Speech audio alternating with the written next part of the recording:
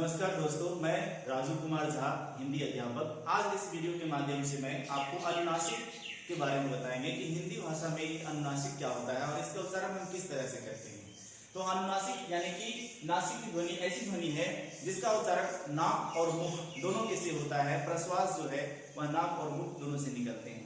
अनुनासिक के दो भेद हैं।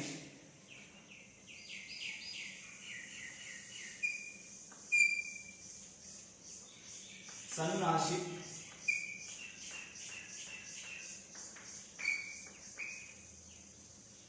और निर्नुनासिक।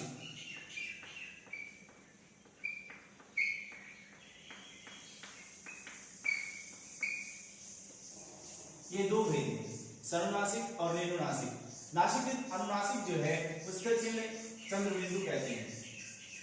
इस बिंदु को कहते हैं चंद्र बिंदु। यही अनुनासिक है जिस स्वर यह हमेशा स्वर वर्णों के साथ लगता है और इसका उच्चारण करते समय स्वरों में के उच्चारण में नाक और मुख दोनों से प्रश्वास निकलते हैं। ऐसे स्वर जिसके ऊपर यह चंद्र बिंदु लगा हुआ होता है, जैसे अ है, आ है, जितने भी स्वर हैं उसके ऊपर जो अनुनासिक लगा हुआ है, ये सारे स्वर जो हैं सनुनासिक कहलाते हैं। और इसके अलावे ऐसे साधारण से स्वर जो मूल रूप में हैं ये निर्नुनासिक कहलाते हैं। यानी इनके उच्चारण में हमेशा सिर्फ मुख से ध्वनि निकलती है। तो इसमें जैसे कि देखा कि जो भी स्वर हैं हमारे साथ, जो भी वॉवेल है हिंदी के, उसके ऊपर अगर कोई भी ऐसे चिन्ह यानी चंद्र बिंदु का चिन्ह नहीं लगा हुआ है, वो अपने मूल रूप में है, तो ये सारे स्वर निर्नुनासिक कहलाते हैं। यानी इनके उच्चारण में सिर्फ मुंह से प्रश्वास यानी कि हवा निकलती है। जब कोई भी शब्दों को उच्चारण करने में आप देखेंगे कि हम सांस अंदर खींचते हैं और उसके बाद जो सांस छोड़ते हैं, कार्बन डाइऑक्साइड निकलती है, तभी हम किसी भी साउंड को क्रिएट कर पाते हैं, बना पाते हैं। तो इसीलिए ऐसे स्वरों को जिसके ऊपर की चंद्र बिंदु नहीं है उसे हम निर्नुनासिक कहते हैं।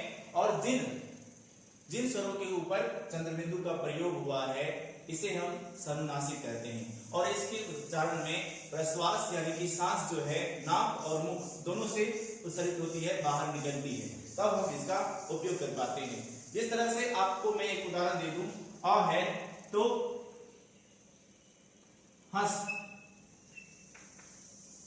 हंसना एक शब्द है जिसे कि इसमें नासिक ध्वनि यानी कि सनुनासिक जो है वह युक्त है।